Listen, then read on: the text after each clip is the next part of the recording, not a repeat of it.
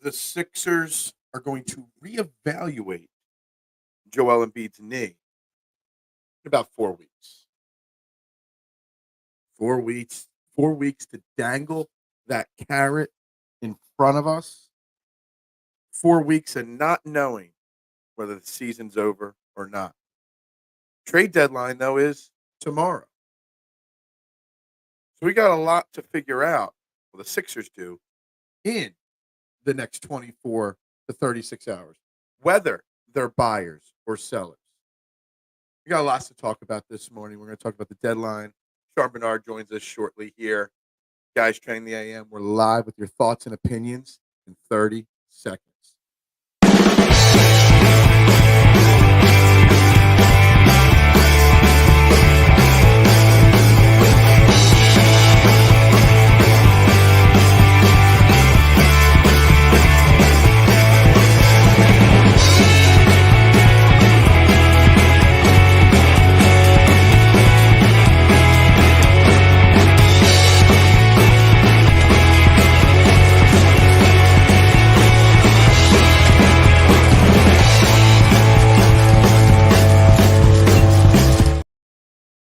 And a very good morning, everybody, and welcome to Trending in the AM right here on Philadelphia Sports Network. We're live, Facebook, YouTube, Twitter. You know the drill. Hit those like, share, subscribe, retweet buttons, whatever, wherever you are watching. Get that started and help spread the word. So we get everybody in on the conversation today, and joining me right from the get-go here this morning. We got my man from Fox the Gambler, from Pick Swap Media, from, I don't know. You work for too many people. So I'm not even going to read off all. If you don't know where this guy's from, then you're living under a rock. Barnard, welcome back to the show, my man. Good morning. Yeah, good morning, Phil. Appreciate you having me on. So it's exciting times in the Sixers world, and excited to talk about it. So appreciate you having me on once again. Before we talk Sixers, I got one real big question to ask you here, and this is the question that everybody named me wants to know. What the heck is Sean Brace doing? He's going out to Vegas, and he's not taking you with him. I mean, he's got John with him. What a fugazi move. You're there working from every day, and he can't take you to Vegas? I'm unfortunately the guy getting stuck behind the board back in Philly. So I'll be producing for them while they're out there. But yeah, they're having a good time broadcasting out there in Circa. So they're living it up Super Bowl week. They're living it up, and you're stuck working. That is so unfair. Yeah. I'm calling Sean Brace out for that, just so you know. Yeah, how the cards shake out. So maybe I'll get the A-team squad call up next year. Who knows? There you go. You're part of the A-team. What's up, Brett? How you doing this morning? Bovado has Sixers favorite to get Clay. We will get into that with him in a minute here. Buddy and Bogdanovich. Yes, every boogie out there is connected to the Sixers. Yeah, I guess without connection issues. I know, exactly. It seems like everybody I have on here. Don't jinx it, Brett. Don't jinx it. Buyers. Enough with timid moves. This organization can't draft. All right, let's dive into this, guys. Obviously, the trade deadline is tomorrow, but yesterday we got the news Joel's surgery was completed, and they're saying we are going to reevaluate him 4 weeks. Sean, first and foremost, we know way too much about knees and knee surgeries in this city. I've been talking about for the last couple days that they're just going to dangle this carrot in front of us in hopes that Joel Embiid is back at some point. Where are you with Joel, the surgery? Should they rush him back? Should they try to bring him back? Do you think he will be back? Because everything that you say and what the Sixers say determines what they do over the next 24 hours. Yeah, the phrasing of everything has been very strange. And frankly, I think what their actions are over the next 2 days will speak way more towards the optimism for whether or not he returns than anything they could publicly say. I don't understand the logic in being so vague with things. And it's been this way with Joel for throughout really his whole career, and specifically this year. Like even dating back to the knee injuries that started throughout this season, that him missing 4 separate occasions in which it was multiple days with a knee issue. Never once was it labeled as a specific injury, just knee soreness, knee swelling, or knee injury management, which is particularly weird when you look down the injury report and it's so specific for other guys. Like D'Anthony Melton is down to which lumbar of his back is injured, and Mo Bamba is talking about a specific fat pad in his foot that was injured. So to see like such specific medical terminology for some of the other guys and Joel to just be like soreness and swelling has always been strange to me. And then with this specific surgery, they haven't even acknowledged directly that he's gotten surgery. We've seen, a repair, a procedure, different phrasings, but not exactly putting on the table. I think if it was a full meniscus repair, that he would be ruled out by now. That's more of kind of the 4-month timeline, at least, that's looking like. So I think it was some sort of the meniscectomy that was sort of a cleanup procedure to get things done. That would kind of paint between the 4 and 8 week return window. And I think honestly, what they're going with the Sixers mindset is the expectation is that Joel Embiid will return, but they don't want to fully commit to that in case there's something that goes wrong. And once again, I think what their actions are over the next 2 days will be much more indicative of what their actual mindset is. So so I'm no doctor, you know what I mean? And you pronounced that Masa, whatever you said, you pronounced it so well there. I love it. I didn't even know what a flap was till like 2 days ago. You know what I mean? Uh, if it's a 4 day, they're saying they're going to reevaluate him in 4 weeks. They're saying he could be back in about 8 weeks. 8 weeks puts you right towards the last like 5 or 6 games of the season. I mean, you got to think this year, and you got to Yeah. go all in, kind of, sort of. But you also got to think about the fact that you got what, a 2 to 3 more year window with prime MVP Joel Embiid. Don't you got to think big picture? Isn't there a risk in rushing him back in 80% Joel Embiid? He has 4 games to build that cardio up, and then you're throwing him right into, as you know, Marshawn says, the play-in series, which we'll get to in a minute. Um, isn't there a lot of risk involved in rushing him big picture, or do you have no choice, but you gotta play the game that, if he can come back, you've got to go all in now. Yeah, it's tough. I mean, obviously, the doctors hopefully have way more of a clear, concrete look at what specifically that knee is, and that's what the decision is being based on. And throughout the medical process here, I've joked a lot of times that I never thought it would come in handy, me being a physical therapy school dropout here, but covering the So you're a Sixers. physical school drop, because Brett's a physical therapist and he's been commenting on this injury all week long as well. So all right, Yeah. I didn't know we had that connection there. Yeah, got through the undergrad, but didn't get through the grad school for PT. So I ended up in this lane, but that has come in handy covering the Sixers. And I Mhm. mean, as far as the Joel stuff, like the biggest thing to me is if he is making a return this season, you have to have a championship contending team ready around him. Like if the Yep. expectation is he's picking up right where he left off and he's going to be a guy leading the NBA in usage, scoring 35 points per game as the playoffs are here, that to me is just straight up unrealistic. But I think you can check multiple boxes at this trade deadline by going through and having a guy that helps the team stay afloat while Embiid's out, and that potentially being like the missing piece when he does return, whether that is a Malcolm Brogdon or a DeJounte Murray or even a Bogdanovich or a smaller piece like that. You have to find guys that can help in both areas. So you do have to accomplish both tasks with this. I'm Mhm. still of the mindset that like every year that Joel Embiid is this version of himself, you have to be all in, that he is that level of player. We don't know how long this window lasts, that if he is determined to commit back to coming back to this team, you do everything possible to give it the best chance to succeed. And I do think that even when fully constructed, him playing his best ball and the team playing their best basketball, they were still a piece away, which that makes it even more motivating that they should be doing something now. But I still think they were within a stone's throw of the championship contenders, which to me means you absolutely go for it this year. See, the thing is, because all the names you're going to mention and you've already mentioned, and all the ones I'm going to bring up and the commenters are going to bring up, are all pieces that would have fit the puzzle with Joel here. Right. So, do you go out and just continue to fix the puzzle with the mindset that Joel Embiid is here, and then hope that once he's back, you're still in the playoffs and whatnot, or do you have to go out and get a bigger piece so that if he does come back, great. If he doesn't come back, you still got that piece. Because I brought up something yesterday, and I'd love to get your thoughts on it. As right now we're constructed, this whole season it relies on Joel's knee getting healthy, but Yeah. staying afloat this season relies on a 23-year-old rising superstar in Tyrese Maxey. That's a lot of pressure to put on Tyrese Maxey. Yeah. He's playing at a superstar level, but he's 23. And now he's being asked to carry a franchise for the next 8 weeks and keep them afloat. You don't want to put it all on him, right?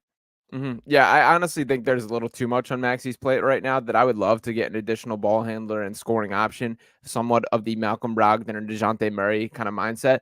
I think myself and Daryl Morey have a little different view of this here is like one of the things that has consistently been brought up on Daryl Morey's end is this cap space plan and having the amount of flexibility this summer. I just disagree with that from the standpoint of we really just don't see big time names change teams in free agency anymore. It's so much more often by trade, which of course works for both sides because from the team perspective that they don't want to let these good players walk for free. So it's better for them to make a trade and get something in return. And from the player side of things that you're locking up secure long-term money. For example, DeJounte Murray, who's likely to probably be the best player that's traded at this trade deadline, assuming something happens. This guy whose extension he signed last offseason hasn't even kicked in yet. And he's Right. a guy who is at the top of my list from a Sixers perspective for all these reasons, that I do think he's a guy that you pair him with Tyrese Maxey, that gives them a far better chance to win on a night-to-night basis. And if you take the best version of him in San Antonio and the best version of what he's been in Atlanta, that kind of is the player the Sixers are missing. But I do think Morey is scared off by the 5 years on the deal. But to me, that's a good thing. Like, that's a security. You know that you have that guy. And as people kind of like flinch at the contract numbers, at worst, Murray's going to be making $30 million in 27, 28. To put that into perspective, that's $10 million less than Tobias Harris is currently making for a guy that's straight up a better player. So to me, I'm pounding the DeJounte Murray train more than I think most are and than I think Morey is. And he's kind of more focused on these short-term deals. But you absolutely have to have the mindset of having a guy being an innings eater type of guy to get you through this run as well. So my question, since you're obviously such a Murray fan, before we even get into what it would take, you're why are you so high on him? Because I kind of feel like with Joel Embiid, with Tyrese Maxey, it could work. But something I just feel like's missing from Murray, in my opinion. Like, he's been around a lot longer than people realize. I mean, I don't know. Is he really that much of a winner? Yeah, I You know, mean, it's because fair. I don't know. I know he might be the best player available. He might be the best you can add, but I just don't know about him. It's fair to question. He's not like the ideal. Like, if I made the player in the lab that I wanted, it would be DeJounte Murray, but he is the best player available. And I do think that you kind of got to make do a little bit here. I like the concept of getting another ball handler to allow Oh, yeah. Maxey to play more off ball. That's what Murray can do to kind of free things up there. And he is a good rebounder as a guard. That back in the San Antonio days, him averaging over 8 rebounds per game, that's something that's very appealing to me. Back in San Antonio, he was a very good defender. That has kind of faded off in Atlanta, but I do have confidence that with Nick Nurse and on a team that is contending, he will lock back in on that side of the ball. So I like the defensive ability. I like him as a shooter, and he is a guy that has hit game winners like this year. Like, he is a guy that can get his own bucket, do his own thing. So it does check a lot of the boxes for me. It's not perfect in a vacuum, but I do think he's the best player available and the closest that you can get to this point. So that's kind of my optimism there. Okay. So then what would it take? Because obviously, the big extension hasn't kicked in. I mean, Yeah. I'm looking at the NBA trade machine right now. Right now, you'd have to match $18.2 million in contract. So obviously, you wouldn't have to include a huge player contract, but it's going to cost draft capital and Yeah. probably a fairly significant amount. What would you be looking at as the value? Because again, he's the biggest fish on the market. We're not going to be the only team, looking at him. I've heard rumors of Lakers and a few other teams looking at him. What would it cost the Sixers to make sure they get your guy and the guy you think best helps us? Yeah, the draft capital is definitely the biggest selling point here. Frankly, my kind of mock trade idea for Murray, or what the ballpark, what I expected would be Marcus Morris, Jaden Springer, and then 3 first-round picks, probably some protections on one of them. I would say two full first-round picks and one with maybe either it's a swap or something along the lines of top 15 protected. It's a lot to give up, but I do think he's worth it. And like, I do think it's important to take that swing. That when we do talk about kind of the bigger picture of the Sixers team, what does it show Joel Embiid that you're kind of barking at these kind of opportunities to make the team better, to give them a fighting chance? And again, you don't know how long this window is. So to me, it is strike now. And if worst case scenario, if Murray does not work out, I don't think he's ever going to be a guy that's untradeable or impossible to flip. That kind of salary point, that kind of number, and a guy that always is going to be a fringe all-star player, that's perfectly fine in my mind to be a third piece. So to me, it makes sense. He's 27 years old. That would be my big swing for it. I get people think it's a lot, but for me, I'd be comfortable with that. So that's what I'm saying. Because basically, if you're using 3 picks, I mean, I'll refresh my memory. I know once the season ends, we gain a few more tradable picks, but that's pretty much the bulk of your prize chest that you can trade. So you're basically making just the one move. Maybe you make a small ancillary backup center move or something like that. But if you're making that Deontay Murray trade, do you have anything left else to make another move to get another bench piece or whatnot?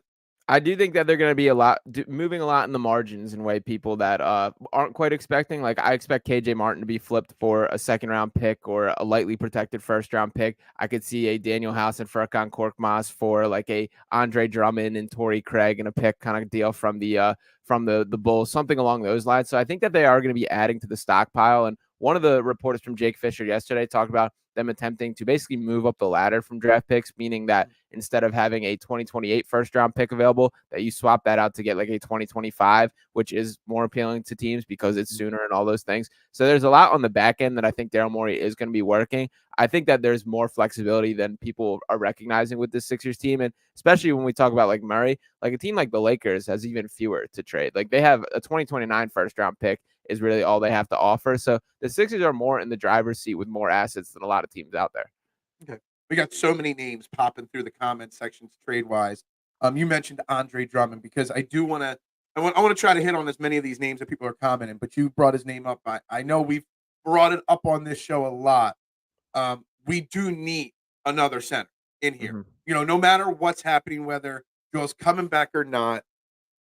Is Andre Drummond really the best option right now for the team? Because that's everybody keeps since he's left Philly a few years ago. Everybody's been last year at this deadline. We were talking bring Andre Drummond back. I like Andre Drummond. I think it could help, but is Andre Drummond really going to be that piece that really truly fills in for Joel? I mean, we got somebody saying Laurie Markkinen in the comments for the big man. You've got Kelly Olynyk. You know, I mean, I know he's not a starter either, really, but is Andre Drummond really the best option for them? Yeah, and I'll start by saying Laurie Markkinen would be my dream, but I don't see a world where he gets. I wanted Laurie Markkinen before the season started when he was Yeah. first on the market. So Yeah, I have a couple articles out on Philly Sports Network back from the Bulls days of talking about Sixers going for him there. I love Laurie, and that would be my dream, but I think that he's not being moved for under 4 first-round picks, and frankly, I don't think the Jazz are moving him at all. Yeah, it's a lot, and deservingly so. Guy's an all-star. But as far as Andre Drummond goes, I do think he's viewed in the most positive light here in Philadelphia, that I think we remember the best parts of Andre Drummond, and he was the best backup center that we've seen during the Joel Embiid era.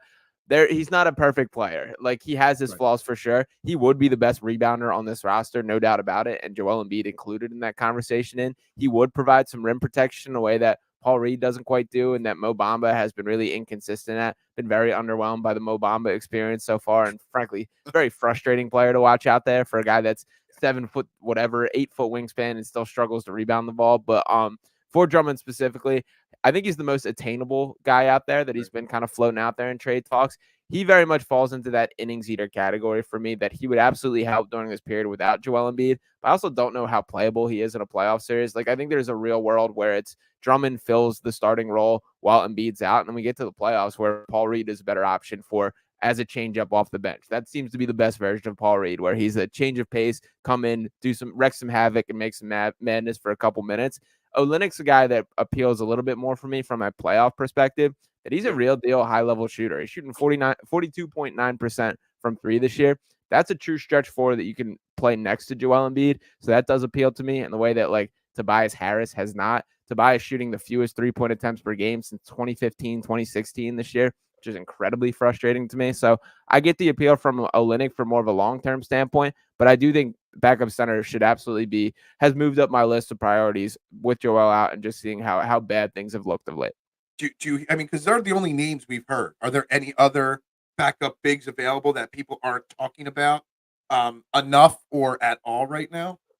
Yeah, it's interesting. There's a lot that are kind of floating out there. Clint Capella is a guy who I've heard a little bit about. That's a tough salary point to swallow for me. He's making around 20 million, that's a ton to give up for a guy. He's on the hook next year for 22. Yep. Yeah. So there are guys floating around, and the Hawks seem very open to moving on to Capella to give Onyeka Okongwu kind of the starting role there, who's been very good. So I think Drummond and Olynyk would probably be the guys I consider the most likely. Dallas is looking to move some pieces around with potential guys that can space the floor and stuff like that. So I would probably put Drummond and Olynyk as kind of the top 2, but you can't be surprised if a random name pops up for sure. You mentioned already, you're not just disappointed in what the Mo Bamba experiment, but hasn't Paul Reed been a little disappointing too? Like, yeah. I know a lot of Sixers fans love B-ball Paul, but I kind of gave everybody a little warning, like, Carol, like, watch what you expect out of that kid. He's only so good. I don't know why the fans can't move on from these guys and, just realize that Paul Reed's just not, anything special, really. Yeah, I mean, so I like Paul Reed as far as a backup center option. That the thing that appeals to me about Paul specifically is he's a far different style of play than Joel Embiid, obviously. That I've kind of disagreed with the logic of when you look back on this track record of Sixers backup centers, the Dwight Howards, the Andre Drummonds, the DeAndre Jordan, the Greg Monroes, Amir Johnsons, all these guys, like they essentially were just a worse version of Joel Embiid. So when you try and play the same style with them on the floor, it's a huge drop off there. So when you bring a guy like Paul Reed as the backup, it's a change of pace. It's a guy who's switching 1 through 5, who's getting out in transition, running the floor. It's a guy that like plays the position differently. So I like that as like a change of pace backup options. He gets overexposed when we see these extended minutes, and we're seeing like he hasn't quite taken these developments from a guy that has added to his bag as far as offensive end. And I also think that as much as we criticize Doc Rivers for the management of Paul and the frustration with him, I think Paul was so like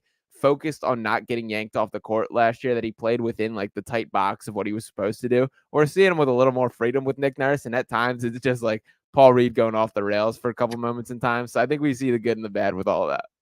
Absolutely. I was really disappointed the other day when Nick Nurse spoke about wanting to see them step up more consistently, and then they came out and just put up a massive clunker immediately after Nick Nurse did that.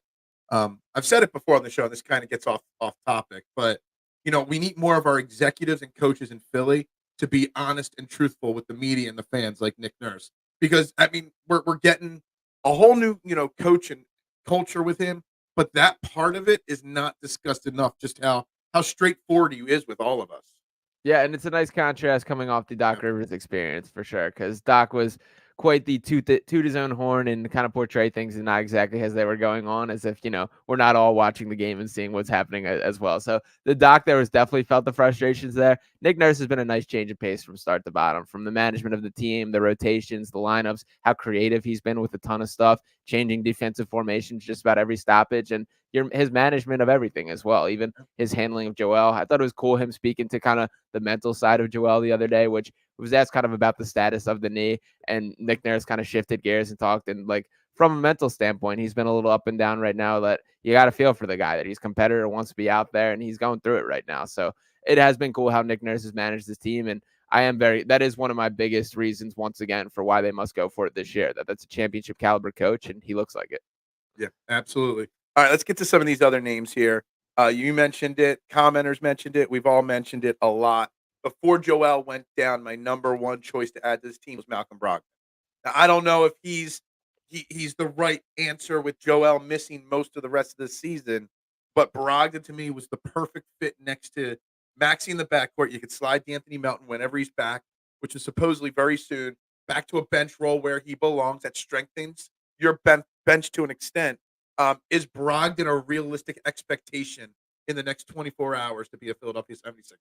Yeah, I think he is. That the lone negative that is kind of sticking to him is the $22.5 million cap hit for next year that he is on the books for next year as well. But Brock is really good, man. Like, it's never been a question of how talented he is. It's always been the injury concern. So this is a guy who's a 40% three-point shooter who's just basically floating out there in Portland, asking for a contender to come get him. I know he's spoken about how he likes it out there and feels appreciated, but this guy was the sixth man of the year last year. That he tore the Sixers up in a playoff series last year. Like, he is a high caliber shooter. He's a guy that can get his own bucket, can play make. It speaks to kind of my theory or desire here to give Maxey an opportunity to play off ball a little more, just free him up and take a little responsibility off his shoulders. So I do think Brogdon is going to be gone and got from a contender, and I do hope that it is the Sixers. I like his game quite a bit. I think he goes underrated in the conversation for just how good he truly is. I wanted him before, literally like 2 stops ago, to be joining the Sixers. So if Dejounte Murray is going to cost you 3 first-round picks, I think you can do the salaries with Marcus Morris or whoever. You can make the salaries work. It's not going to cost 3 first to get him. Yeah, you get him for 1, maybe 1 in a protected or something like that. Like it's obviously a lot lower of a cost. What could you get him for? I think that's probably fair. I would probably guess a similar starting package with Marcus Morris. That $17 million number, it makes him by far the most movable player on my mind. So I would think somewhere along the line of Marcus Morris. If you are dead set on keeping Jaden Springer, then I think you probably shift to either Daniel House or Furkan Korkmaz, and then add 1 definitely first round pick and probably 1 protected. I think that likely gets the deal done for Malcolm Brogdon. It makes sense from the Trailblazers perspective to move on for them, that they're kind of in no man's land and in a rebuilding era. You want more minutes for Scoot Henderson, for Anthony Simons, and the young talent that they are developing out there. So makes a lot of sense for both sides. If Jaden Springer is a needle mover for them, which I think there's potential, I think he's played really well of late. And for me, that is more motivating for driving up his trade value than the long-term picture. I like Springer, but he's not a guy that I'm dead set on keeping by any means. So that's a guy that it will be interesting to see the Sixers mindset on that. Here's the question, though. You've now mentioned two specific trades, Brogdon and Murray, and you keep putting Morris's contract in there. With Joel Embiid going down, we've seen them use him as a small ball center. Can you really afford to move Marcus Morris in a trade? Yeah. Because like right now he's a pretty important, like he wasn't supposed to be, but he's kind of an important part of this rotation right now. And you're making one spot much better, but you're definitely going to hurt your bench in the back end of your team by moving on from him. Is he's kind of a must, but do we really want to move on from him, and how you replace him? I've enjoyed the Marcus Morris experience far more than I've expected to in Philadelphia. Agreed. That I expected him to be fully washed up and cooked, and that hasn't quite been the case. He has shot the lights out for stretches of time, and he enjoys being in Philadelphia for sure. So I feel bad for Marcus to an extent, but it is that you have to give to get. And with the NBA specifically, sometimes that number has much more to do with the likelihood of being traded than your actual ability or who you are on the court. That 17 million, I think, was fully intentional by Daryl Morey to have as the guy. Like, he's the third highest paid player on the Sixers this year, which is pretty insane. And that's kind of what you need to make this number move. Once again, the Tobias Harris contract very much holds a great deal of the salary cap hostage. That the $40 million or 39.2, I think it is, that he's officially on the books for. That's a lot. It seems like Morey has no interest in moving Tobias Harris, which is frustrating to me, but I get like wanting the light at the end of the tunnel to get that 40 million off the books. So for me, it comes down to the number, and you have to make some sort of center move anyway. I don't love the Marcus Morris at the 5 experience anyway. I prefer him. No, I don't. I'm not saying I like it. I'm just saying, like, I kind of feel like, and I love this comment from Marshawn. One at Morris versus Jalen Brown in the playoffs. You know what I mean? Like, I do. We miss that kind of guy. I don't know. I don't know where that production would come from. You would have to be making multiple moves to improve the overall aspect of the team, because he's a viable part of that bench right now, and he's very important to that bench right now.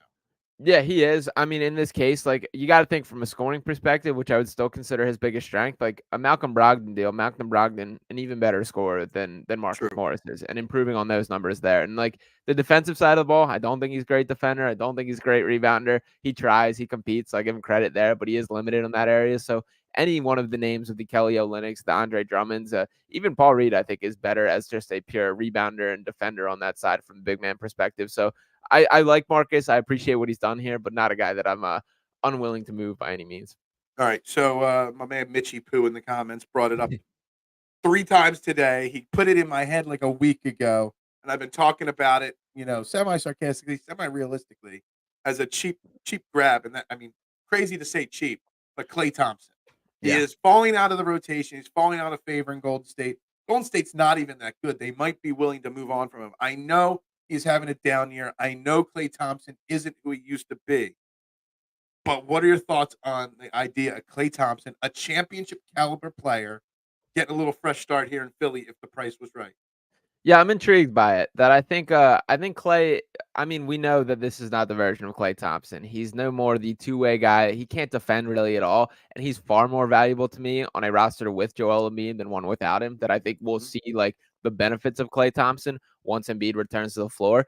It is funny to me though, like he's being talked about as having such a down year. He's still shooting over 37% from 3, which is the worst of his career, but he would immediately still be one of the best shooters on the Sixers. And he's doing that on like 8 3-point attempts per game. He's absolutely fallen out of favor in Golden State. We're seeing Brandon Pochevsky and Jonathan Kuminga both closed in the lineups over Klay Thompson at this point. Saw an interview him after the last game where it was really kind of heartbreaking to see how broken he looked and felt. And shout out to Klay for handling like a professional. He said all the right things, but it was one of those where you could clearly see in the guy's face and his expression that like he was hurt. He wasn't feeling it. So I think like a change of pace could be good for Klay and his mentals as a whole as well. I would be open to at least rolling the dice and giving it a chance. They need a shooter that I think a high volume 3-point shooter would absolutely change the entire look of the Sixers offense. So for me, I don't have the door closed on Klay Thompson, but I would approach negotiations with a careful price tag that I'd be much more willing to empty the clip for a Murray or a Brogdon compared to a Clay at this point. And I don't know if the Warriors would exactly feel that same way. I just look at it. What are we now? I mean, you're better with stats and stuff than I am. Really, like 26th, 27th in the league in like 3-point attempts a game, and you know we're not taking. We need guys that can put that's how this offense is built, especially when Joel Embiid is here. You need a guy that's going to do it. Klay Thompson. I mean, you might be able to get him pretty cheap. Honestly, salary wise, you would have to match, but that's another subject. Moving on from him. Next name we've seen in the comments a few times. We've been linked with the Bulls a lot. I'm not going the Caruso route. We've already talked Drummond. It's somebody said a few times now, DeMar DeRozan as an option. Is DeRozan a guy that fits in here? Because we know what DeRozan is. He's not a 3-point shooter. You know what I mean? And that's what we just spent a few minutes talking about needing. But DeRozan is a guy that gets shots. He might not be 3-point shots, but he gets his shots at a pretty good clip and all. Thoughts on DeRozan or some kind of DeRozan Drummond combo package from the Bulls? Yeah, I think there's a real chance of it, and my optimism and desire for it has increased certainly after the Embiid injury. That DeRozan does strike me as kind of the innings eater type guy that can fill up buckets while Embiid is resting and getting back to himself. My biggest concern is I don't see a world where DeMar DeRozan and Tobias Harris can exist on the same basketball floor at the same time, that neither one of them are guys that like to shoot threes, both more mid-range heavy, and especially when you have a superstar in Joel Embiid that is very mid-range heavy himself, you got to surround it with shooters. So I would be open to DeRozan. Frankly, I think he's an upgrade from Tobias Harris, and he's just a really solid basketball player. Like averages over 5 assists per game, gets to his spots. He is a guy that will take some big shots in big moments, can create for others, rebounds, is constantly in the right spot. He's just really solid. Like I really appreciate him as a basketball player that I would love to see in a Sixers uniform. To me, it would have to be in a Tobias Harris trade, and I personally would be 100% on board with making that happen. He's also on a 1-year deal, which I think appeals to Daryl Morey from the low risk kind of things. So I do think that there is potential for a DeRozan and Drummond sort of package. That's something that makes sense to me. We'll see if it actually happens, but I'm very caught up on to make that happen. You got to get rid of Tobias Harris in the process. I mean, there's actually quite a few. I keep hearing Tobias's name, not on the Sixers side, including him in a deal, but teams calling for Tobias. That expiring contract is obviously valuable, but so is Tobias Harris to a young team. Like I keep hearing Detroit linked with him and stuff like that, and a young team looking for a playoff, a guy with experience, a locker room type leader. Tobias in his last year is finally actually the most valuable than he's ever. He's having his worst on the court year in a few years, but yet he's more valuable now than ever before. What are the odds that he gets moved at some point, whether it's in one of these big deals or to a bad team? I think very unlikely, unfortunately, that I think that Morey very much views getting that $40 million off the books more valuable than anything he can get in return here. And I think even a team like Detroit is more likely to strike in free agency than go make a trade for him at this point. So I personally am very open to it, would love to see it, but I think that Morey is keeping that close to the vest. Okay, gotcha. I see his name in the thing, and I saw a bunch on Twitter before. Buddy Hield, both Bogdan are both Boogie guys. Any of those names appeal to you in any way? Yeah, I've been a Buddy guy for quite some time. That I love his game. I don't understand why Indiana wants to trade him. That he is having statistically a step down year for sure, but he's a guy that fits their system, is willing to rip threes all the time. All these guys that we mentioned, both the Bogdanovich, Buddy Hield, they would immediately, Klay Thompson, all 4 of them would immediately be the best shooter on the Sixers team, and that is a big deal. That as you mentioned, the 26th in the league in 3-point attempts. It's not a deal breaker that every team's constructed a little differently, but I think it's very important to have that balance when you have a Joel Embiid who is going to operate in the mid range and take shots out of the post, all those things. So if I had to rank them, I would probably put the Atlanta Bogdanovich, I think, is a pretty high asking price. That's talking about like the 2 first-round pick kind of conversation, which to me that's too much for him. I like Bojan in Detroit quite a bit. That I think he's a better defender than he gets credit for, and he's still got a little spark in him that I like. That people forget. Back in the Jazz days, like this was the dude test with matching up with opponents' number 1 options, and some of that was by default that there was not a lot of good defenders on that team, but he still went head to head with Kevin Durant and a couple other guys in some big moments, and he does compete, and I think he still has that in him. He's a 20-point per game scorer this year who can shoot the lights out as well, and Buddy Hield is a guy that can absolutely catch fire.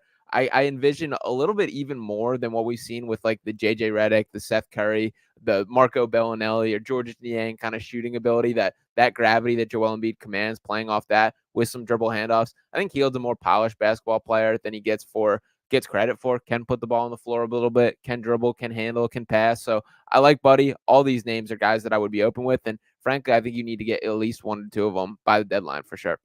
So, I mean, are there any names that were like, is there a name that intrigues you? Because all the names we've talked about, we've all heard them. You know what I mean? Like on this Yeah. show, on other shows, the same names keep getting circulated.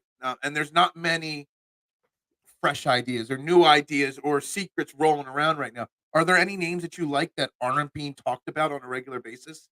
A guy that I'll throw out there that's pretty polarizing is Jonathan Isaac. That from a pure basketball perspective, I understand he's got some baggage that comes with it that people don't love. But from a pure basketball perspective, he's like an all NBA caliber defender. He's every bit of the rebounder I think this team needs. I specifically have a concern with the rebounding that come postseason time or whatever the issue may be. They don't have a guy that I'm confident can get that. Even Joel himself is a guy that like struggles to rebound at times, or for his size, he still kind of lucks into the 10 rebounds game, but he's not what I would consider like a great rebounder. Jonathan Isaac is, and he is a guy that can switch on every position on the perimeter, can truly put guys in an absolute blender defensively where they can't get out of things. So that would be an impact player. And I still have a concern that as you look ahead to a potential playoff run where you got to match up with a Jason Tatum and a Jalen Brown and a Giannis, like you need a guy that can potentially go toe to toe with him. For me, Jonathan Isaac could be that guy, and he doesn't seem like a piece that is a long-term part of the Magic future. So I would love to take a flyer on him.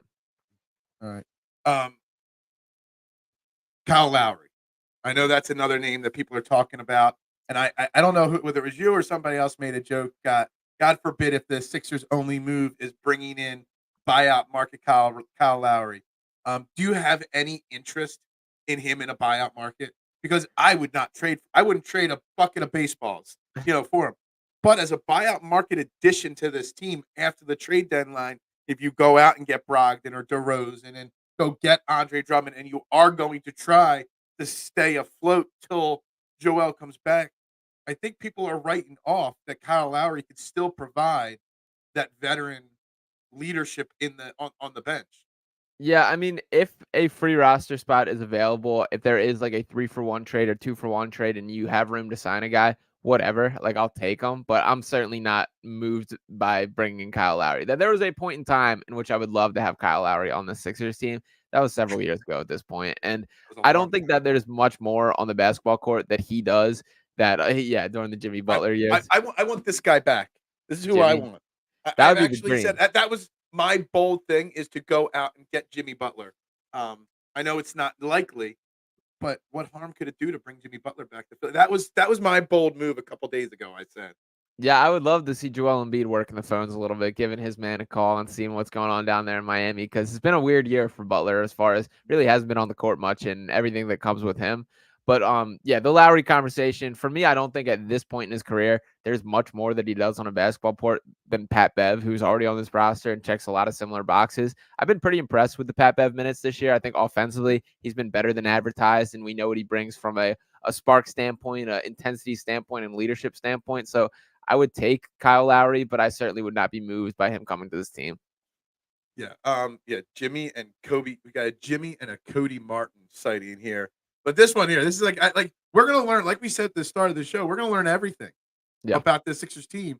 The next, if this is the move, what Brett is saying, we joked about this yesterday. If all we get is bringing Danny Green, Montrezl Harrell, and Kyle Lowry all in here, that tells me that Joel Embiid is not going to, be healthy, and they're just trying to float water.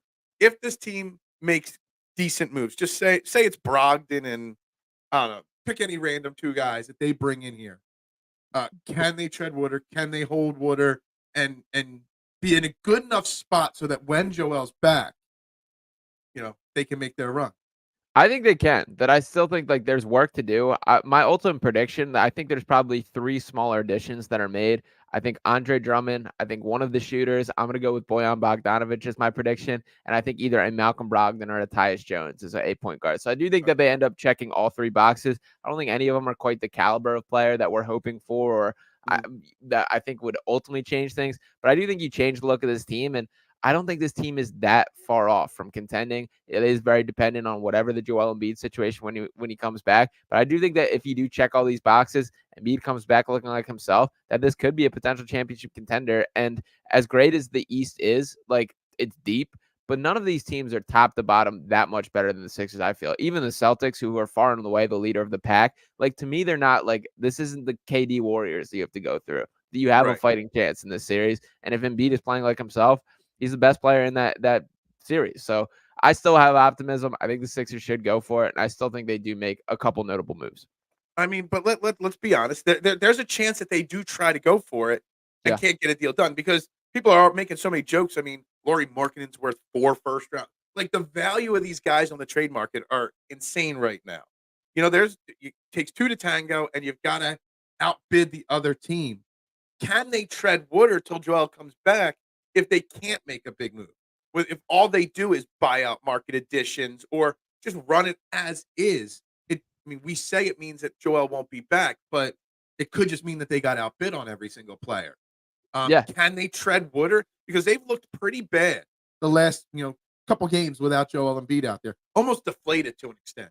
They certainly do. I will point out, like, they'll look better when there is D'Anthony Melton in the lineup and when there is Nico Batum. That there have been other injuries beyond just Joel. Marcus Right. Morris has been in and out of the lineup. Tobias in and out of the lineup. So there's been a lot of injuries beyond just Embiid. So I think they'll look better than they did the past few games, but they certainly could use some reinforcements and some additional firepower. I also think we're going to find out a lot about what exactly to expect from Tyrese Maxey from both the short and long term. That I think this stretch without Joel is going to dictate a decent bit of the Sixers' future for what is the long-term plan and ceiling of this guy? Because to this point, he's blown past every single expectation, but it's a different story when you're front and center, the number one name on the opposing scouting report on an every night basis. So it will be cool to watch him kind of play through these growing pains. I do think that's a notable thing to watch from the Sixers from a long-term perspective. I think they'll be fine, and I don't think they're going to slip to the point where they're out of the playoff conversation. Staying in that top 6 and staying out of the play-in is absolutely the priority. I still think they can do that with Maxey and with enough guys that can get hot, but I think it would be a much easier task if you do bring in some reinforcements. All right. So real quick, we're talking to Sean Barnard here. Pickspot Media, PSN, Fox the Gambler, everywhere. You got it. Before I let you go here for the day, there's this little football game happening on Sunday. Any thoughts? Any bets? Any predictions on Super Bowl 58 here with the 49ers and the Chiefs? Yeah, I like the Kansas City Chiefs. That I think that it's pretty much the vast public feeling at this point. But taking Mahomes and Andy Reid on plus money for me is too wild not to. And then it's from the betting perspective. I do like the Isaiah Pacheco rushing yards and a Travis Kelce touchdown. So for me, I do think that it is a Chiefs day on Sunday. And you know what? I'll ride with the Chiefs over this 49ers team for sure. Do you think it'll be a good game? Because honestly, it's getting crapped on a lot. That it's just the same old. It's the 49ers and it's the Chiefs. And I actually think the game could be very entertaining. It's just something we've seen before. Yeah, I think it will be. I think it'll be entertaining that different identities for the Chiefs team specifically, that we think of them as the high-powered, high-flying offense. They're a defensive first team. So it's going to be cool to see that matchup over-under sitting a little lower than you would expect for both these or for the Chiefs specifically at 47.5 for this matchup. So I think it will be a little bit of a defensive matchup. Maybe that will bore some people, but I think it's going to be some good football. And regardless of your feelings on the two teams, this is our last bit of football for many months. So take advantage of it. Don't take it for granted.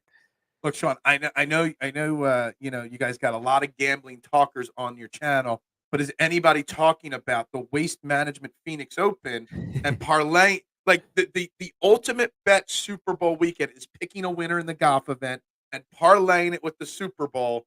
And so you guys got to make sure you're talking about that, getting your guys on. Find the best golf football parlays.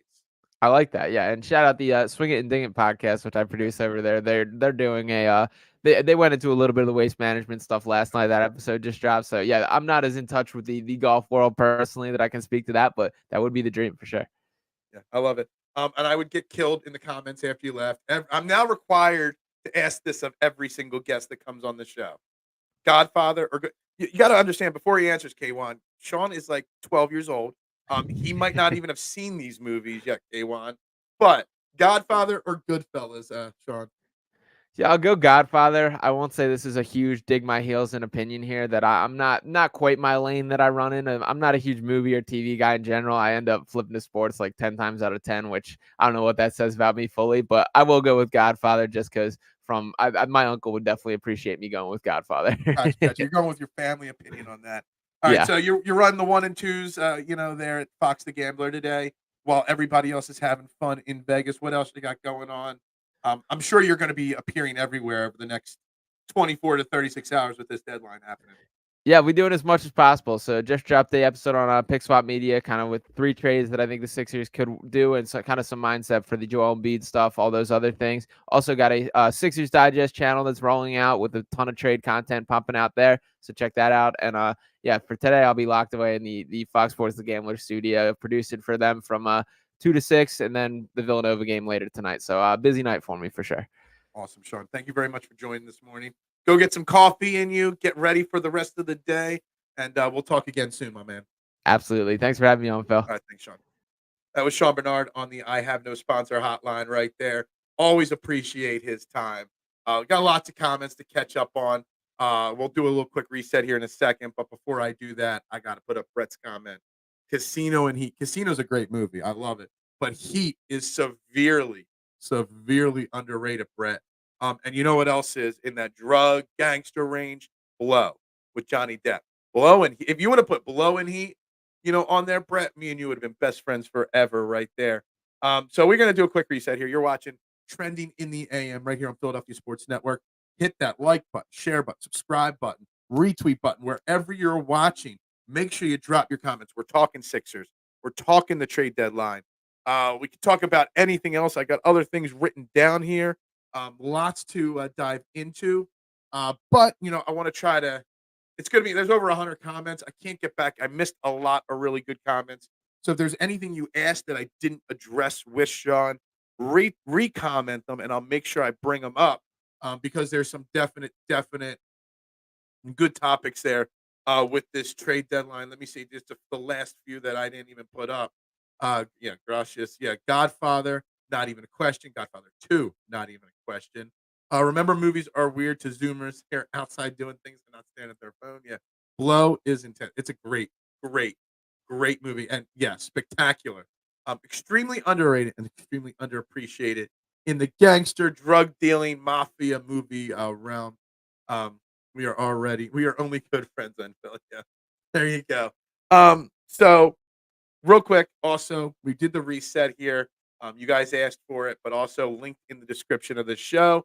I do have a t-shirt site active with the new shirts. If anybody wants to support shirts, hoodies, stickers, cups, we got the Stop shirt right there.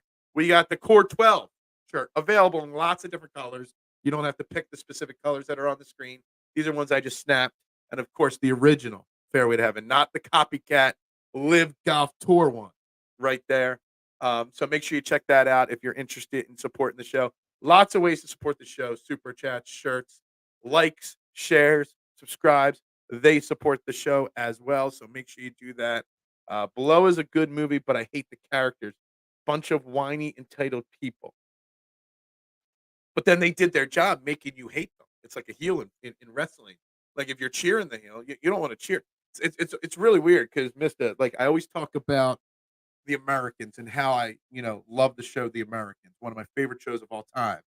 And the characters, were Russian commie spies, and they made me love them. I don't know if that's a good thing or not. So you want to hate the bad guys, and they do make you do that.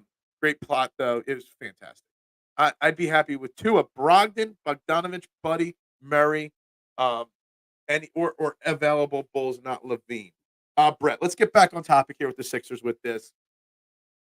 I don't know if you get Dejounte Murray. I don't think you can get any of these other names.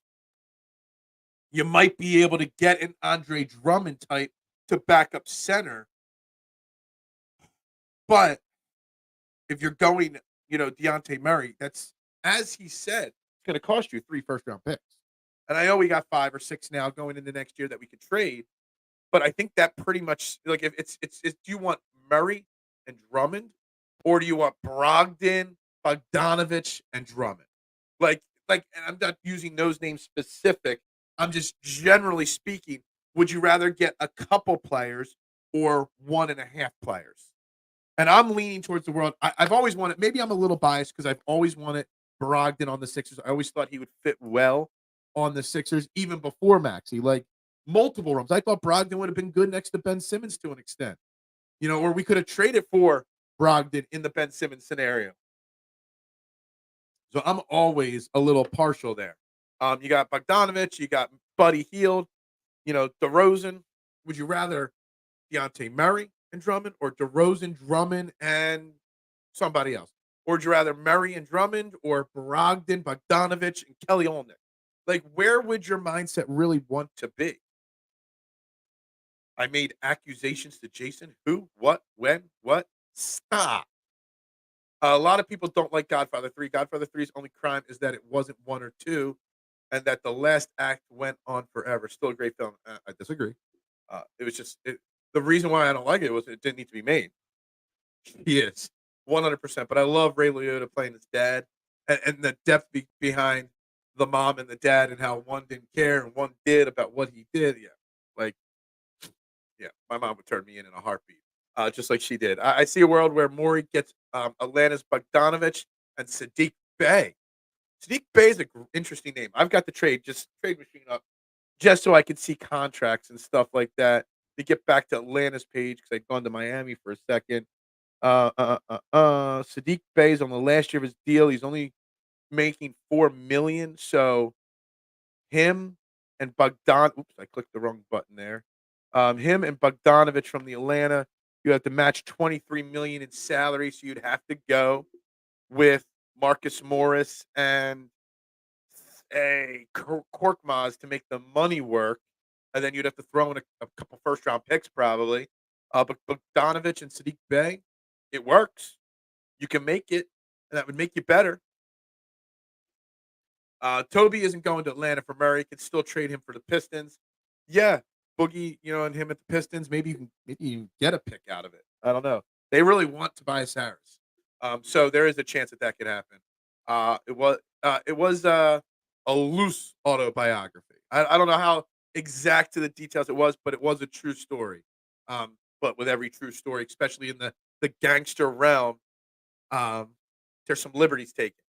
They never talked to him, Boston George, about the movie. But I do remember, the real Henry Hill talking about Goodfellas and what was accurate and what wasn't. It was done for AMC Gangster Week like a decade ago. You should go back and watch it if you haven't heard Henry Hill talking about Henry Hill and Ray Liotta in Goodfellas. Elton Brand signed Horford when could have signed Brogdon for $80 million. Yeah. Overrated, Marshawn. Overrated. I accused Jason during the show of stealing the fairway to have a name from Liv. Oh. Yeah, you did. Stop. Wait, stop. We're the original. Established 2020. Way bigger, way more. We are. Sorry, add to my list Cam Johnson and Finney Smith. Finney Smith is a name I've heard a few times. I haven't heard anybody talking about Cam Johnson. They would be nice. Finney Smith would be a nice addition to this team. Cam Johnson wouldn't be bad either. I don't know what his numbers are looking like this year, but they would be good. They would be small moves. And, Sean, again, shout out Sean Barnard joining us here, Fox the Gambler, PSN, PickSwap Media. Everything we talked about there seems like they're 100% set that they're buyers, that they're all in, no matter what with Joel Embiid. I'm still not sure Joel Embiid comes back this year. I'm really not. I'm not sure how he does. I'm not sure if he does. We're not even going to get an answer of an update for 4 weeks. 4 weeks for an update, and then another 4 weeks till he's back. Remember, we are literally going to get Joel Embiid back with 5 weeks left in the season. Maybe less than that.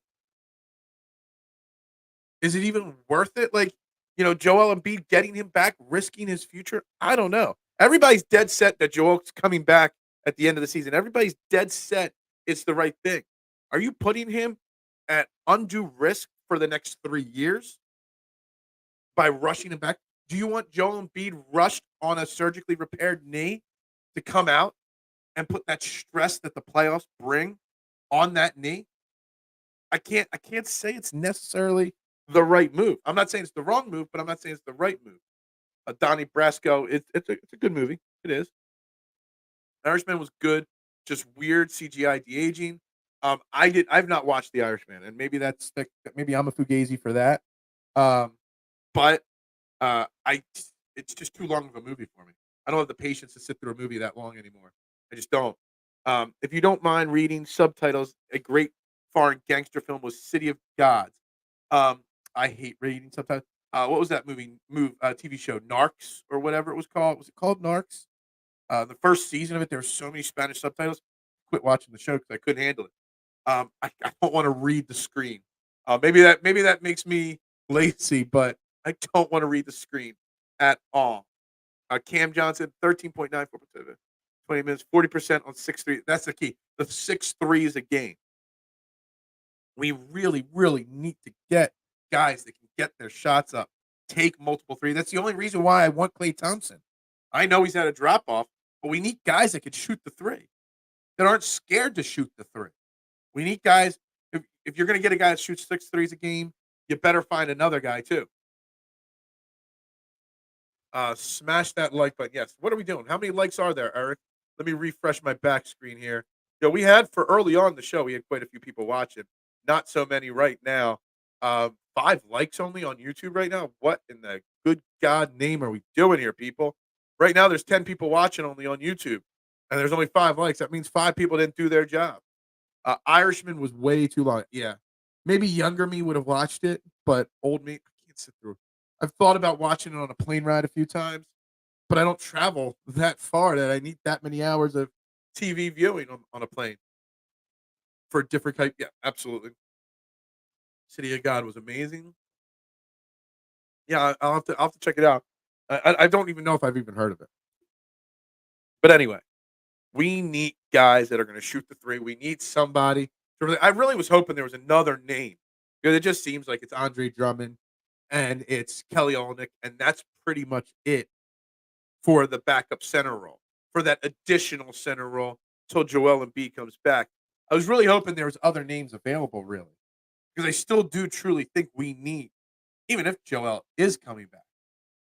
But if he's not, you definitely need to find somebody else to play that role. And I have no idea where else you would even find a center that would fit this team, that would help this team. I don't know if there's even any others out there. Um, I would like to see one, but I just don't know where they're going to come from. Um, Somebody mentioned Doc Rivers earlier. I see he lost again last night. They're 1-4 since Doc took over. Couldn't have happened to a better guy. I love it. I love seeing it. I love seeing the Bucks just completely fall apart. I want to pull up the NBA standings right now because he brought it up that nobody's running away with it. We are in the 5 seed. We're 2.5 games up on the Pacers in the 6 seed. We're 4 games up on the play-in tournament, but we're also only 2.5 games behind Cleveland, who's in the 2 seed right now. Cleveland's on a 6-game winning streak, so that's why they've climbed so high. The Bucks aren't going to do much. They're going to collapse. The Knicks are kind of hot, but Julius Randle's still out for a little while. Really, this is a year. It's wide open. You can make a run. This would have been the perfect year. Problem is with play in, not too many teams are far enough out to be a pure seller. Absolutely agree. And that's where the price and the value of some of these guys, like, in what world is Lauri Markkanen? He's a great player. In what world is he worth 4 first-round picks? Like, no world I live in, none, is Lauri Markkanen worth 4 first-round picks. K1, aren't you impressed I can say Lauri Markkanen? Like, I should be getting a round of applause from him that I could pronounce this name accurately without a problem. So please give me a little golf clap on that one. The best thing about The Irishman was the assassination scenes. Yeah, okay. I see it again. Haven't watched it. Please stop calling him Doc. Just Glenn would suffice. I agree. Agree with you 100%. We got T from Twitter checking in. I think the Sixers to just at least try to get something for Tobias. It's really interesting on what to do with Tobias here over the next 36 hours because obviously it seems like Detroit would really like him for some reason. And anybody that watches this show, T, knows I am a Tobias supporter. I think he brings more to the table than people realize in leadership. But he's also having his worst season as a Sixer. So if they want him and you can get Boogie from Detroit for him, I mean, let me pull this up here. Tobias Harris. We're gonna switch my trade machine over to Detroit. Is there anything else I would want from Detroit in the trade? Because you'd be taking back $20 million salary from Bogdanovich there. You'd be giving up 38, so they would have to include something else to even make the money work. You know, are you thinking is Alec Burks an answer? That still wouldn't be enough. I don't even know if you could do Tobias for Boogie. There would have to be some other deal on the table there. But if you can get a draft pick for him in return as well, even if it's a second round pick, I guess you do it. But with Joel Embiid missing most of the rest of the season, you still need a guy to score. He can still put up 20 points a game. I don't know if Joel Embiid hadn't got hurt, I'd be much more adept to moving Tobias Harris. But right now, I kind of feel like you have to keep him and just let him walk or re-sign him to a smaller deal in the offseason. Glenn Shivers, I love that name. I think that's hilarious. I have not seen anybody call him that before. If only Joel could run, then we could make a run. Here we go. Jokes. Yeah, thank you. Laurie Markkinen. See, I could do names. Ainge is also the GM. I'm sure he's a pain to deal with for Laurie or any Jazz player. Absolutely. Absolutely. No Timu Tobias jersey. No, I don't have a Timu Tobias. Just the Timu Jalen Hurts Kelly-ish green. We're gonna call it Kelly-ish green. Trade Tobias Harris, right? But then you're losing out on almost 20 points a game, Mitch. We need to add more offense, not add offense and subtract offense. Killian Hayes, he was reported as available. Yeah, that's so Bogdanovich and Killian Hayes only makes up 27.5 million. And you're giving away Tobias Harris, which is 39 million. So you would have to do Killian Hayes, Bogdanovich, and Alec Burke. And that gets you to the right money. And honestly, the trade machine says the Pistons gain 4 wins and we lose, we're minus 5 wins in that scenario. So I'm not sure that actually helps. He is a good player, but he just don't play when Embiid there. He just don't play.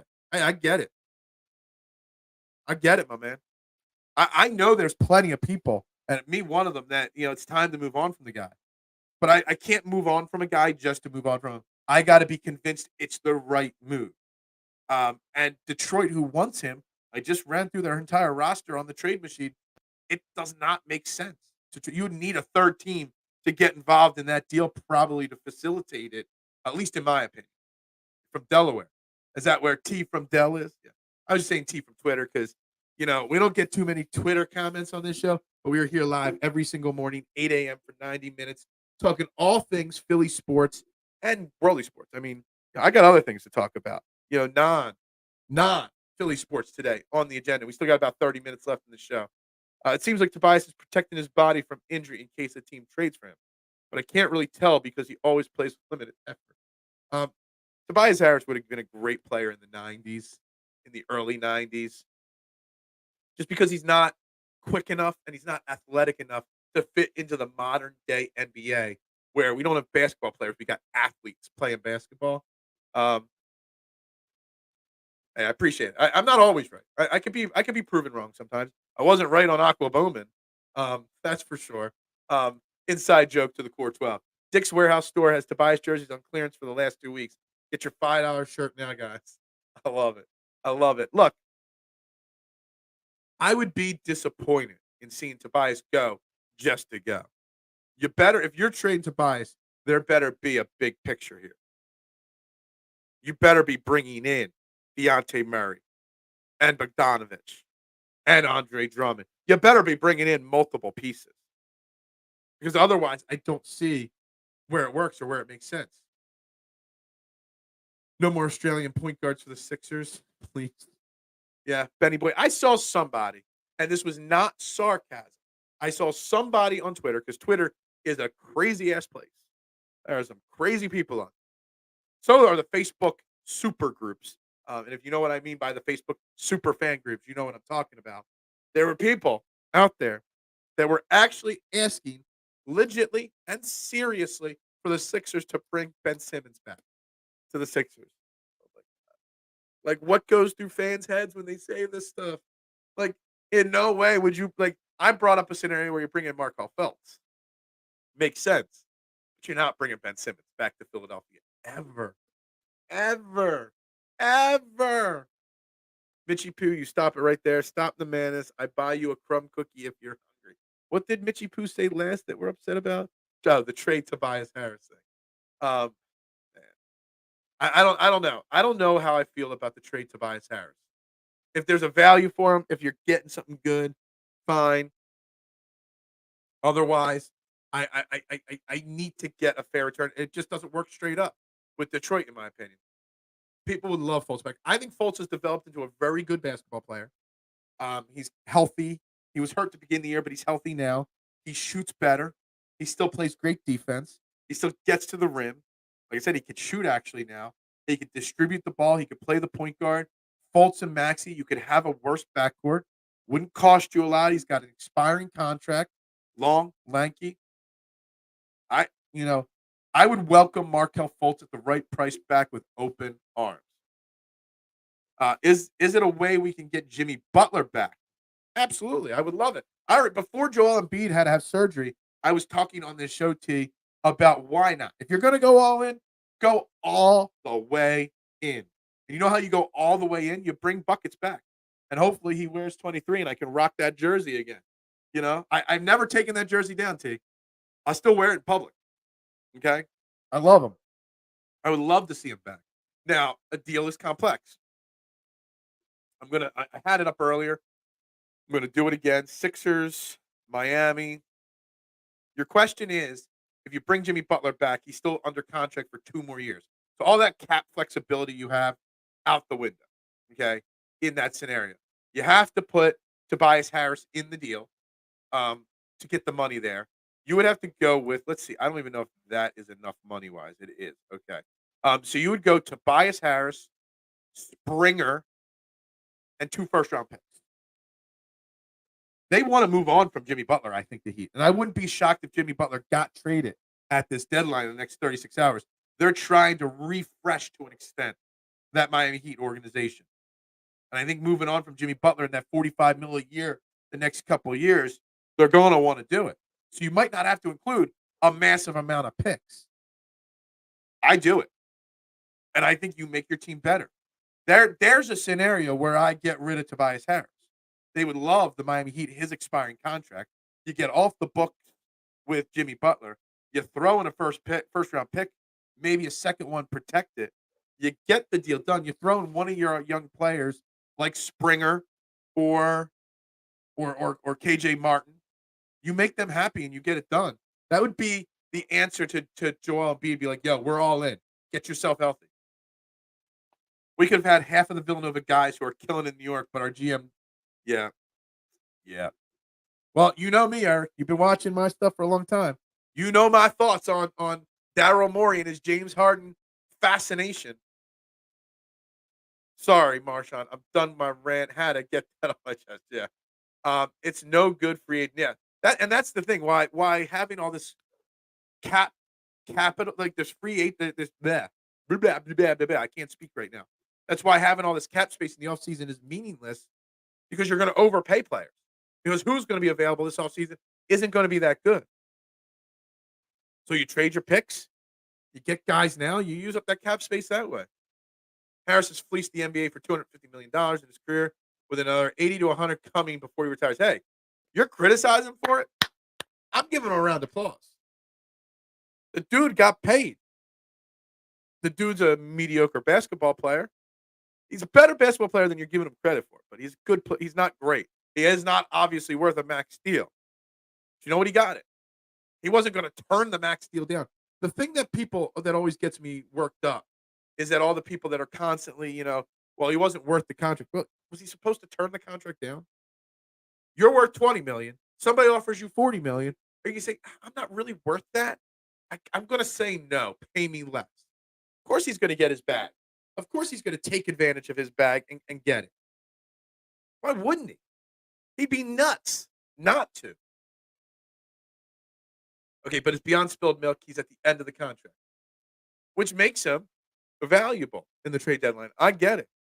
But the problem is also this team as constructed, with Joel Embiid missing most of the rest of the regular season.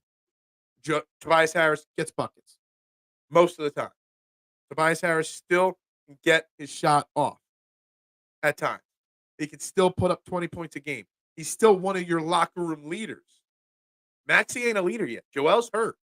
You take Tobias Harris off the team, who's leading this team in the locker room? I mean, maybe Maxey takes a step forward in that. You got Pat Beverly and Marcus Morris, maybe if he sticks around. But that's it. Like, Tobias is that locker room leader. And there is something to having somebody that everybody in the locker room looks to.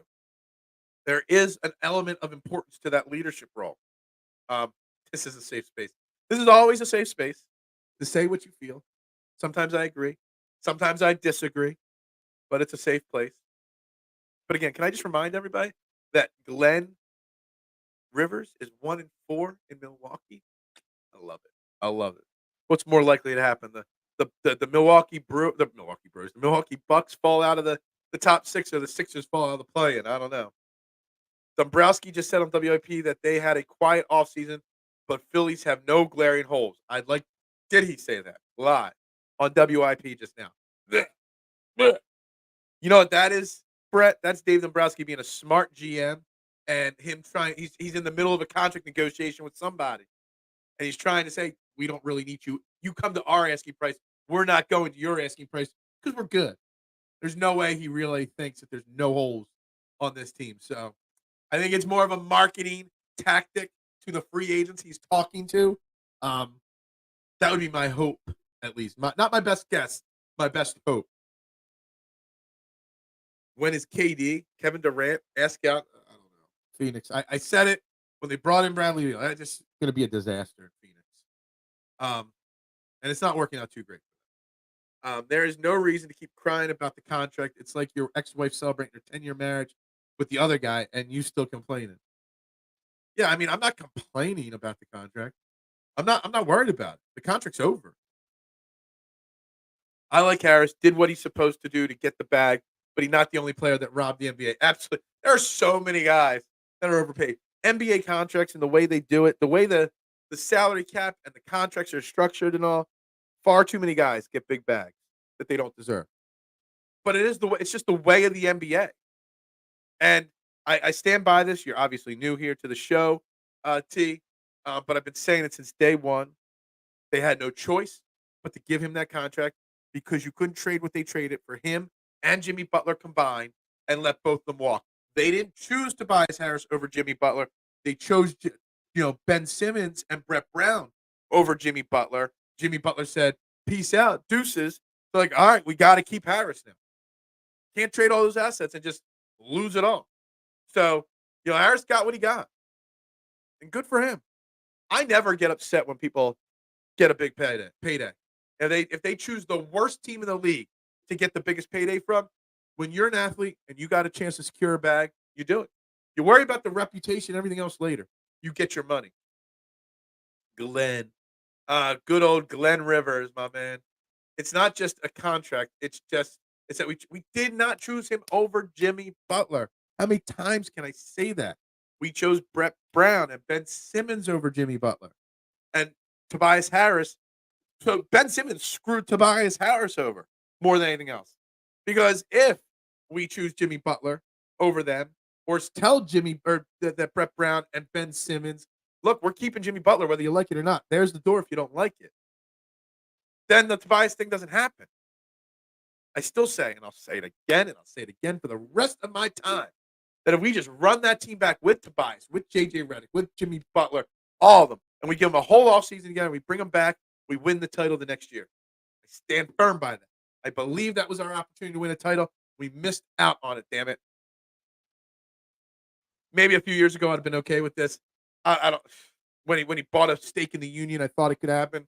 I KD's still a great offensive player, but I'm not pining for KD in Philly, in South Philly. I'm not out here, out there in his analogy bag. That analogy wasn't there. I know, I know, I know. Brett, it's also taking that Jimmy money and signing Horford with it. Brogdon went for 80 million. Yeah, yeah. Showing Liam how it's done at ML 33. Yeah, who's Marshawn Lynch 33. Sorry, I didn't even notice that. The Brett Elton GM situation was bad. Yeah, Brett Brett was enabled to do what he wanted, not hold people accountable. Ben Simmons was enabled by Brett Brown to do whatever he wanted, never held accountable. I still remember in my early days, there was a game where Ben Simmons had like 9 turnovers in the first half. I'm like, Brett Brown can make a statement and change the course of this team's history by benching Ben Simmons in the second half of a game to tell him that this is no longer acceptable. He didn't. Ben Simmons went on to have more turnovers in the second half, and we lost a close game by like 3 or 4 points. It was a meaningless middle of a season basketball game. I don't remember what year, 2019, 2020, whatever it was. I don't remember. But they had a chance to change the trajectory of this team and the accountability on this team, and they didn't. You lost Jimmy Butler because of it. Elton Brand, I don't even know if he's the worst. Like, because he's not even a GM anymore. He's the GM. He's basically Daryl Morey's coffee boy. Like, I don't even know. Like, if I was Elton Brand, I would have asked out by now because he's already gotten his bag. Now he needs to prove that he's an actual capable GM. He needs to move on somewhere else and out of Daryl Morey's shadow.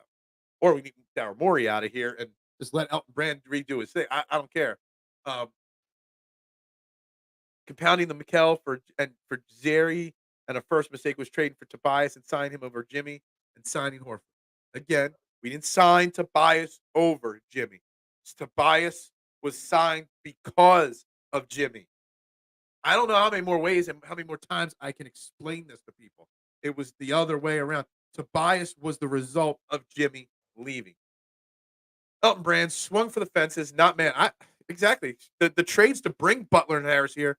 You know, we could have won a title that year. We needed to run it back and give it another chance. And we did. Elton signed Horford and traded for Richardson. Not a good start. You know, Richardson's putting up some numbers this year. Still out there. I like Josh Richardson. I thought he was a good player. Not good for this team. He's an underrated player. He didn't sign him over Jimmy. He signed him because Jimmy left. Exactly. I've said it 1,000 times just in the last week alone. It's pretty plain to see. You couldn't let them both walk. And people forget, we traded more assets to get Tobias Harris than we did Jimmy Butler.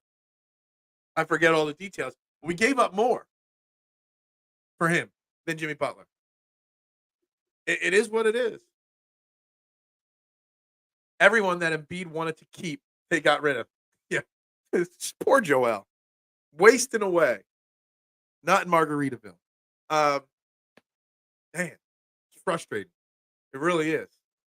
I'm telling you, that team would have won a title if they ran it back. Trade for Zeri Smith. Is he even in the league, Smith? Zeri? Like, I know obviously he had his issues, and I know we got rid of him eventually. Is he even in the league anymore? I don't know. Someone tell me if he's playing anywhere. Might be overseas at this point. Tobias Harris over me was always meant for Elton. Yeah. But see, the thing is, they didn't choose him. That's Jimmy Butler. Yeah. Jimmy Butler just calling out Elton for not giving him the bag and not letting him stay here. It wasn't meant to crush Tobias Harris. Could you imagine if they brought in Jimmy Butler and not moved on from Tobias Harris and brought the two of them back? That would be interesting. Having the two of them in the same locker room. Making a guy a GM with only 1 year of experience in his executive was Harris putting Elton in a bad spot too. Yeah. I mean, what was he? Was the Blue Coats? What were they called? The 87ers at the time, or whatever they were called. He was the GM for a year of that team, and then you put him in the GM role here in the big club. You know, it's not good business. Stop trolling. I almost added you to the Maury on site great kicking list. 2 firsts for Tobias in that clip. Yeah, think about that. We gave up 2 first-round picks for Tobias. Once Jimmy was going, you couldn't let Tobias go. That would have been the end of Elton Brand's career. When we hear about a 4th Korkmaz trade request. Yeah, I don't know. I don't know. I don't know. Kirkon, I can't believe he's still on this team. I really can't. And getting minutes now because of all the injuries. Elton Brand got us the closest to a championship. He's the one that put together the roster with Jimmy Butler. I think that's actually a very fair. I don't know if you're joking or not, but I think that was a very fair comment. I mean, we were the closest to win the title in that with that group, and he built that group. He just didn't know how to keep the group together. And the way you keep the group together was tell Brett Brown kick the rocks, or hold Ben Simmons more accountable. Figure out a way to make it work. They would have done that. The history of the Sixers team would be totally different. Yeah, but Ben and Brett is who the Sixers chose.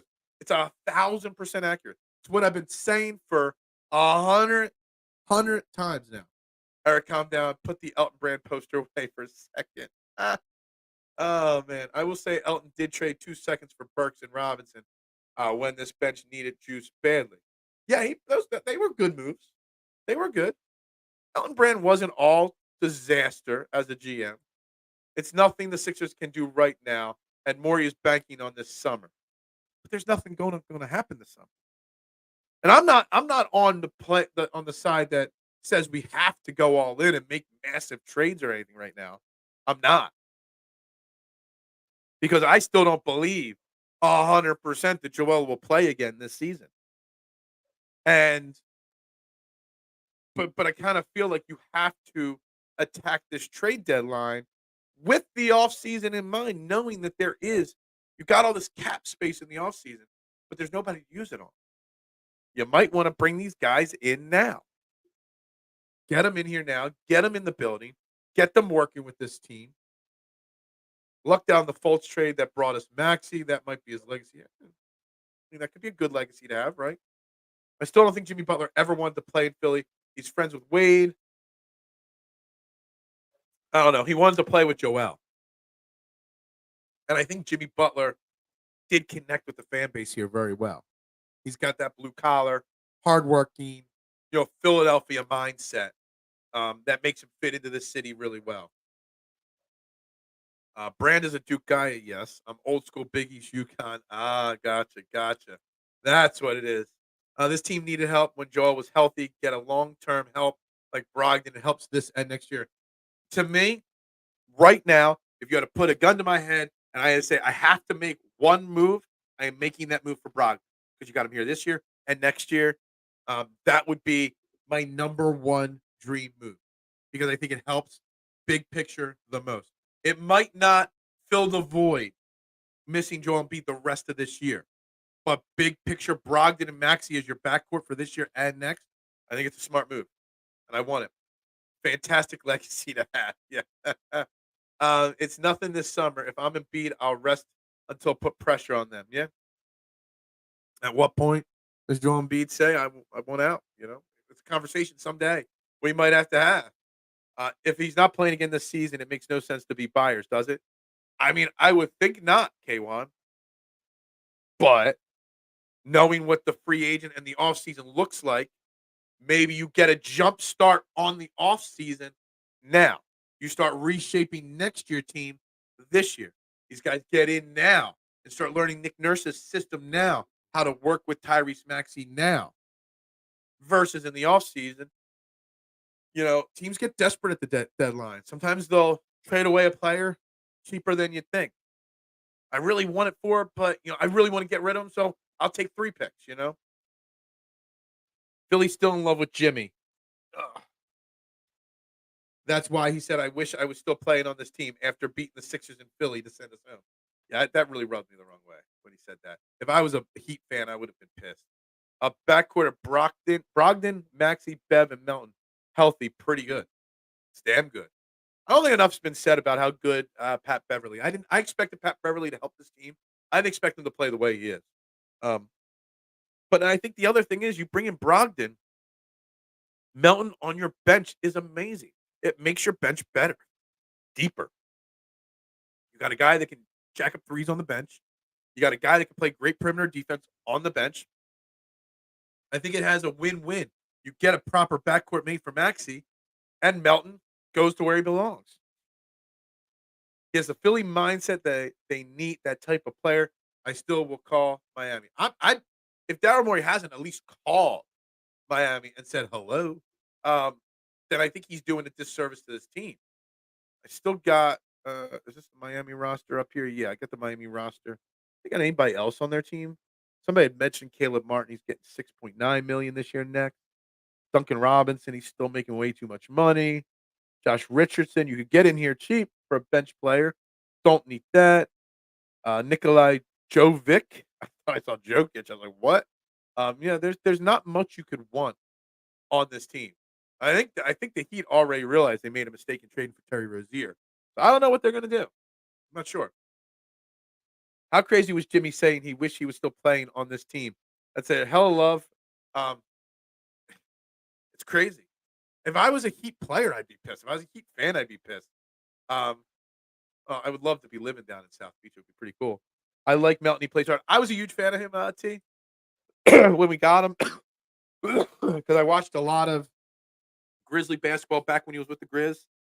Because I like John Morant. I mean, John Morant's an interesting character and personality now, whatever. But there was a stretch when he was last year with Memphis that John Morant missed a couple weeks worth of games, and D'Anthony Melton. I saw those games, and it's like this kid's got something, but I don't think he's supposed to be a starter. I don't. I think he's a 20-minute a game bench guy. I'm calling Miami 2T. Yeah, I think we should be. Miami wants to offload that Robinson money bad. Yeah.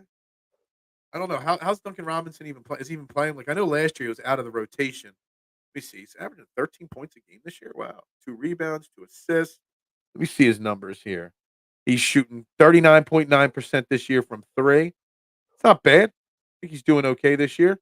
Let me see how many even page not found. When I clicked on his player profile, it said page not found. That's what they think of Duncan Robinson. Hell, with it more call somebody. Yeah.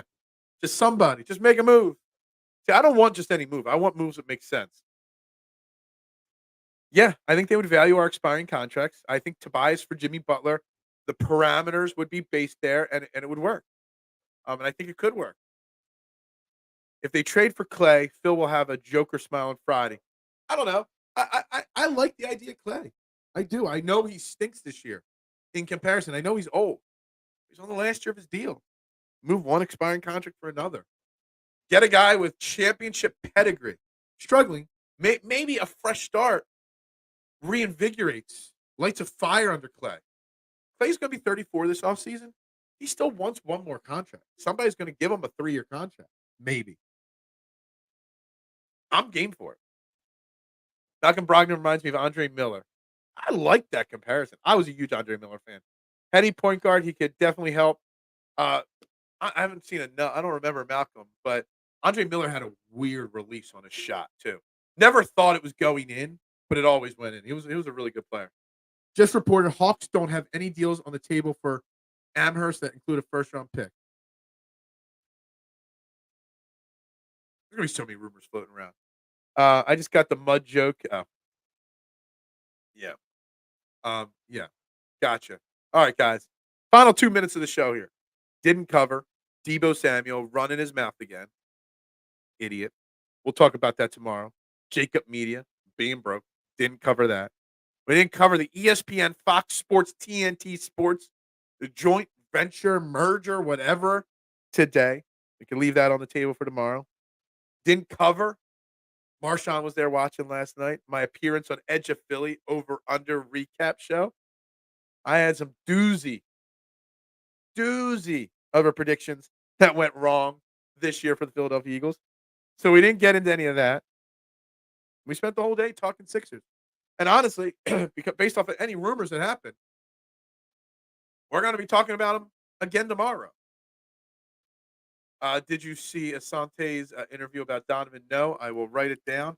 Asante on Donovan. Written down. I'll look it up when I get to work later. A rumor is Hawks think they'll get a package of first expiring contracts and one good young player. They probably will. Move that makes sense. I like Clay. Him with Embiid might be nice with Maxey. I agree. All right. Got lots on the agenda tomorrow. T, you're the new guy today. Just going to say, make sure you tune in every day, 8 a.m., 90 minutes, 5 days a week. Guys, make sure you check out my t-shirt store, linked in the bio of the show on Facebook and YouTube. The original Fairway to Heaven, not the copycat. The Core 12 shirt, now live on the site. And, of course, the Stop shirt. Great way to support local podcasters is by supporting their t-shirt sites and stuff like that. Watch Asante's thoughts on, oh, geez, I don't even want to know. Guys, the most important way you can support this show is hitting that like button, that share button, that subscribe button, that retweet button, that follow button. Wherever you're watching, tell everybody to come join the Trending in the AM family, the growing, the best damn show there is in the morning in Philly. Don't bitch and complain about the other channels. Just stop watching the other channels. I saw the other channel on the dial. Their topic today has Jalen Hurts already peaked. Like, seriously. You got the NBA trade deadline going on. Do we really want to talk about Jalen Hurts and whether he peaked or not? No. Stop. Stop it. Jalen Hurts is still the man. Thank you very much. I appreciate it. I always shout out to Sean Barnard. He's been on this show countless times. Love his time. He's doing great work, too. I mean, he is one of the rising stars in Philadelphia media right now. That guy's going to have a long career talking basketball and sports in this city. He actually shows Andy the ultimate respect. Wow, okay. I'm going to look it up. I'm going to look it up after the show, or send me a link to it if you can. Just watch it. I will. I got you. Guys, we're already into overtime here with no super chat. So we're going to wrap this up, Trending the AM, right here on Philadelphia Sports Network. I'm your host, Phil Stiefel. It's always to end every show very simple with a Go Birds.